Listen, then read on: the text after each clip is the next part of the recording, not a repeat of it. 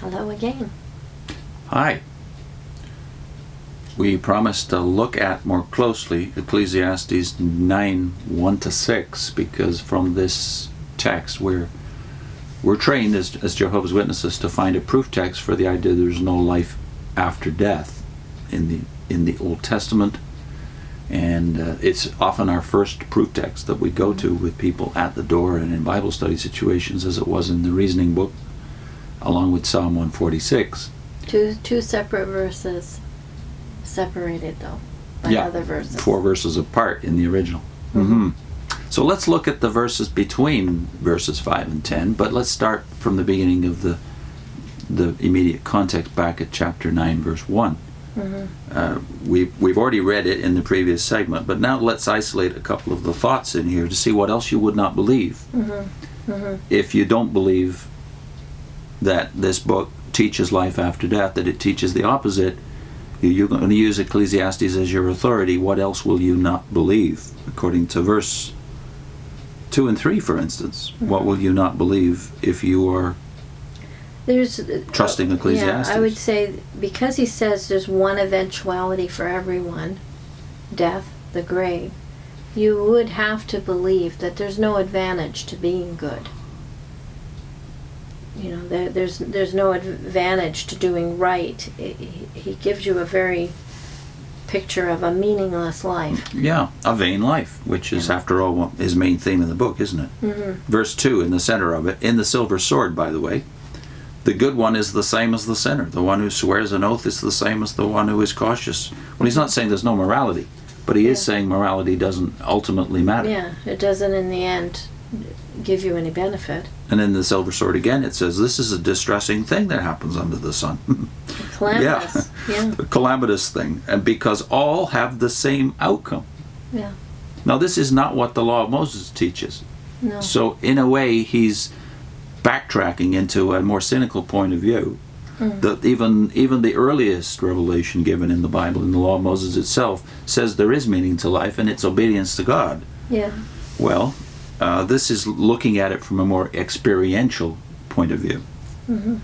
So in the end of that verse, I like the footnote in the New World Translation that says it's meaningless during life because there's madness in the heart of men during their life, and then they go to the dead. To the dead, it actually says in Hebrew.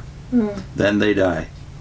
And then even verse 5, where we go for our proof text, has a thought that I don't think Christians can be comfortable with. And I don't think that Jews of faith would have been comfortable with it either. There's no memory or there's no remembrance of them. So that seems pretty final. Right? Is that what you were looking at? Yeah, if the memory of them is forgotten, well, that's often true on a human level. But he doesn't even seem to anticipate that sooner or later there's some future. God will set things right. Yeah. Yeah, there's no judgment day to set things right. There's no resurrection here. It's just final. Now, why is verse 6 missing from the analysis when you're in the Watchtower? You jump from verse 5 to verse 10. Look at verse 6 carefully.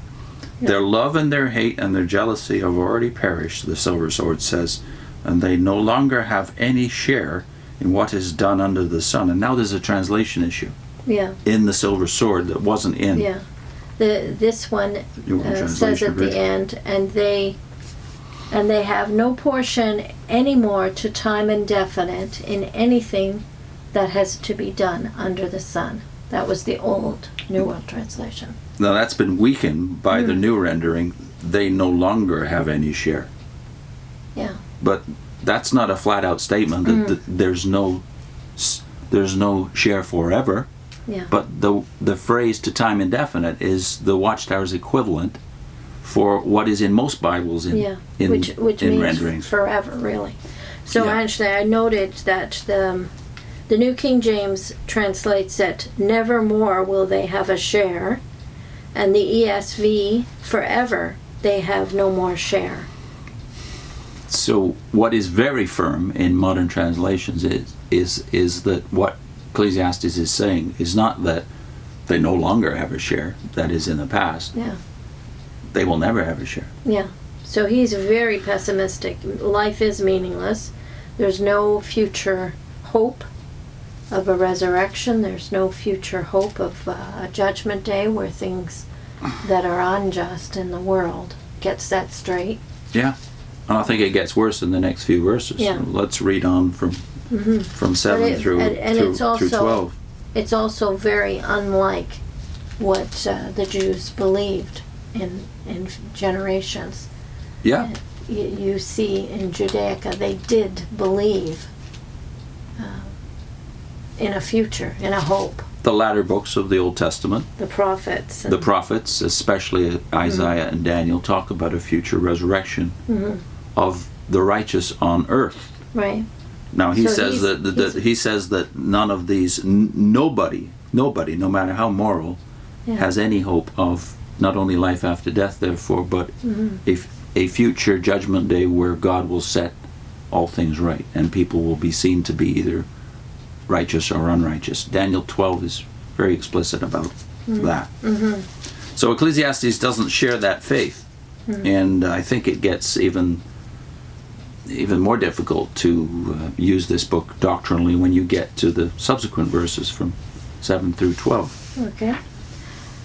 Go eat your food with rejoicing and drink your wine with a good heart, because already the true God has found pleasure in your works. On every occasion let your garments prove to be white, and let oil not be lacking upon your head. See life with the wife whom you love, all the days of your vain life that he has given you under the sun, all the days of your vanity, for that is your portion in life, and in your hard work with which you are working hard under the sun. All that your hand finds to do, do with your very power, for there is no work, no devising, nor knowledge, nor wisdom in Sheol, the place to which you are going. I return to see under the sun that the swift do not have the race, nor the mighty ones the battle, nor do the wise also have the food, nor do the understanding ones also have the riches, nor do even those having knowledge have the favor, because time and unforeseen occurrence befalls them all. For man also does not know his time, just like fishes that are being taken in an evil net, and like birds that are being taken in a trap. So the sons of men themselves are being ensnared at a calamitous time, when it falls upon them suddenly. So the silver sword brings up the translation issue we started with in the last segment, which was that now the word Sheol is gone from the New World Translation, and the word grave with capital G is in. But this brings up the larger context issue, like the grammatical, historical context here.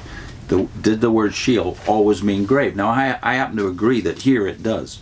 Yeah. But it has shades of meaning in the historical context of the Old Testament and in the New, where it's been rendered Hades, the equivalent of Sheol, but not because there were various views within Judaism as to what this word meant, even in the days of Jesus. But here, there's other issues, obviously. What will you not believe if you just have this text about life? Well, he plainly says life is vain. Yeah. That's why you should grab happiness where you can find it. Yeah. Just enjoy your life now. It sounds like very modern. Very modern. The way that the world looks at things with no faith is just enjoy life. Yeah, this is why because that's all you're going to get. I remember in the 60s when we heard Turn, Turn, Turn by the Byrds, the book of Ecclesiastes seemed so contemporary. Yeah. Because it was very much the spirit of the time in the 1960s. Eat, drink, and enjoy yourself, right? Yeah. There's more here, though, that's theologically problematic, right? When you get to verses 11 and 12, is what? He's just said you're going nowhere. You're going to the grave, i.e. non-existence. Yeah. We can agree with them there. But he's also said something that is theologically very difficult to accept, even in the context of the larger context of the Old Testament. Why? Because verse 11, by the way, is also used in the silver sword in question number 9. Yeah. to answer why do humans suffer. Right. And what's the thought in verse 11 as to why humans sometimes don't get what they deserve? Well, time and chance. Yeah.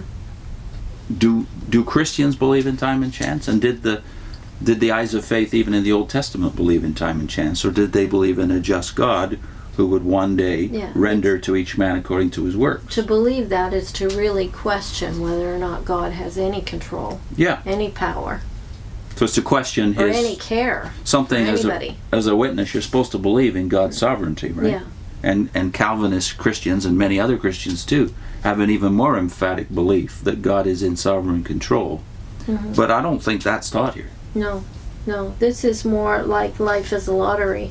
And if you just happen to be, have some advantages, great, use them. But if you don't, tough luck. Yeah. I think this is a fairly pagan point of view. We need to say it. Mm-hmm. Chance is not a biblical concept. No. God is in sovereign control, even if you don't understand what is happening to you. He does, and he's in control of it. Whereas in the pagan world, you were at the mercy of the capriciousness of the gods. And their deities were more human-like, really. And they were, not really interested in people, in humans. No. They just wanted to control them, have fun with them. They were playthings. Humans were playthings for the various deities. And if you got one or more of the deities on your side, then maybe you could have some happiness. Yeah. But you still had to worry. Mm-hmm. And that pagan point of view, although it's not explicit here, is behind what he's saying. Mm-hmm. It's reminiscent of very that. Reminiscent, because Isaiah says that one of the heresies that came into Judaism in the days of the prophets was this belief in astrology, this belief in good luck, which came over from paganism. Yeah, so he believes life is unpredictable. Yeah. And that is to question whether or not God has any, is he taken by surprise when things happen to people he loves? He can't control it, he can't do anything about it? Yeah, so I do believe this is an overt undermining of God's sovereignty, if not an attack upon it. Mm-hmm. He still believes in God, but what good does it do him? Mm-hmm. If without an afterlife, no heaven, no resurrection on earth, no sovereign control of God over your present life even, anything could happen. Yeah. So this is not the law of Moses, and it's certainly not the New Testament. As Christians, we would not believe this. This would not be our position about God and about future. We would be like Paul in his statements, where he says, all things work out for the good of those who love God and are called. That's Romans 8, right? Mm-hmm. Right. Around verse 28. So read, if you want the Christian position, best stated, I think, in the entire Bible, Romans 8 from around 28 to the end of the chapter, which finishes with an even more famous assurance, I think, at the end of chapter 8. That nothing can separate you from the love of God. In Christ. Mm-hmm. This is obviously not the faith of Ecclesiastes. Yeah. And I think in the next segment we want to look at the larger context. That is why it is that so little faith in even any day of reckoning is exhibited in this book. Mm-hmm. Is there a reason for that? Why it's particular to this book? Not just this book, because we saw similar problems in Job, but for different reasons. Yeah. But I think in the book of Ecclesiastes, it's what we fail to take into consideration about the starting point of the book. Mm-hmm. So in a future segment, we'll look more at the larger context of the epistemology of the book of Ecclesiastes, and maybe we'll explore that word, because it is a very significant word even for the book of Job. Mm-hmm.